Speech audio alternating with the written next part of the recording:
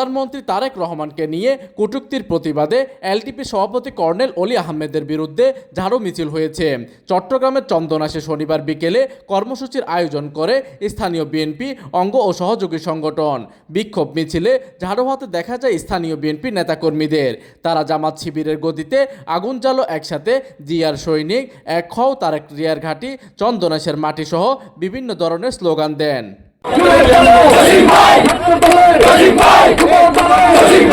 এই সময় মিছিলে বিএনপির বিভিন্ন পর্যায়ে শতাধিক নেতাকর্মী অংশ নেন। মিছিল পরবর্তী বিক্ষোভ সমাবেশ সভাপতিত্ব করেন কেন্দ্রীয় ছাত্রদলের সাবেক সহসভাপতি আবুল হাশেম রাজু।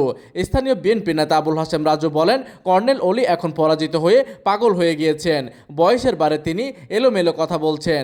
তিনি আরও বলেন, কর্নেল অলি জিয়াউর রহমানও খালেদা জিয়ার সঙ্গে বেইমানি করেছেন।